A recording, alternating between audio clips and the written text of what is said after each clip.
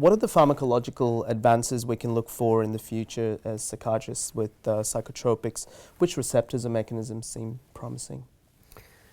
Well, forevermore we've worshipped at the altar of the dopamine D2 receptor and blocked it with every known antipsychotic, and then we added serotonin 2A blockade in order to reduce the side effects of motor side effects particularly.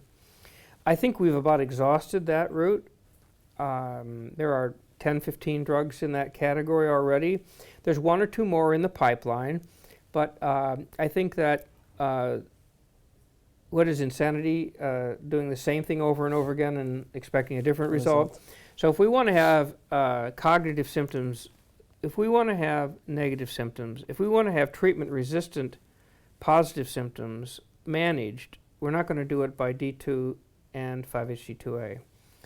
Having said that, there's a new wrinkle to this, which is there used to be drugs were pure D2, that's the old ones, or they're 5-HT2A plus D2, that's the new ones. There's even one now that's just 5-HT2A and no D2.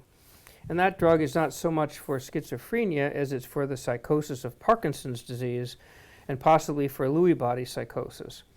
So it's turning out that serotonin 2A has a drug on the market in the United States called Pimavanserin. It may come to other countries over time. And there are some backup drugs that are also 5-HT2A selective. Nilotanserin is, for example, another example of that. Even this new drug ITI-007, which is 5-HT2A and D2, it's got such separation between 5-HT2A and D2 that at low doses it's essentially a pure 5-HT2A drug. So that's a very close resemblance to what we're already doing. The wilder stuff would be to go after things like glutamate, which many people think is messed up in schizophrenia, but we don't have any clue about how to fix that. There have been some glutamate-based therapies that originally raised hope, and then they didn't pan out in longer-term trials, so that remains back to the drawing board. Another thing is to try to add something onto the current antipsychotics to help treat either negative symptoms or to treat cognitive symptoms. We know that cognition has different neurotransmitters than psychosis, and boosting one called acetylcholine, particularly at receptors called nicotinic, has been a target for the cognitive symptoms of schizophrenia.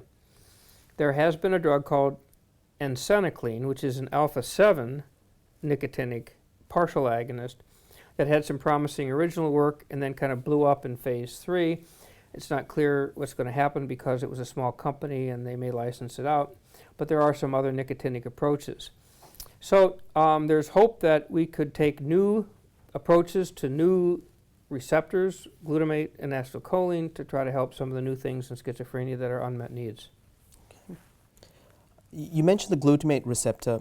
Can you give us a brief understanding of the glutamate receptor and its role overall in psychiatry? No, I can't do it briefly. But I'm teasing because there are, 3 or 4 different types of glutamate receptors and families of them, and it's complicated.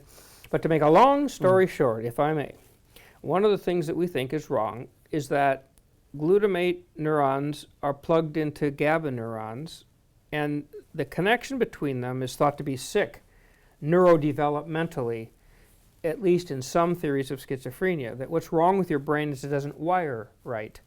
And the specific wiring would be a glutamate wire that's plugged into a GABA neuron. And it talks to one of the receptors, for the sake of argument, is NMDA, N-methyl D-aspartate. So we think there is a hypothesis, a leading hypothesis, called the NMDA hypofunction hypothesis. And it's thought that when you're born, you have a genetic load that biases your brain not to wire correctly, and then when it reorganizes in childhood and adolescence, it uncovers this deficiency. That's why schizophrenia, we think, may start in adolescence and early adulthood.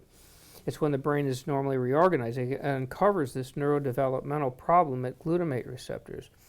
So the theory is that because these are not working correctly, it has downstream effects on dopamine, but it has upstream effects perhaps on cognition and negative symptoms. So if we could figure out what's wrong with the connection and try to boost it with medications that work on NMDA receptors or block NMDA receptors, we're not sure. There's also some other receptors in glutamate that we might be able to help schizophrenia.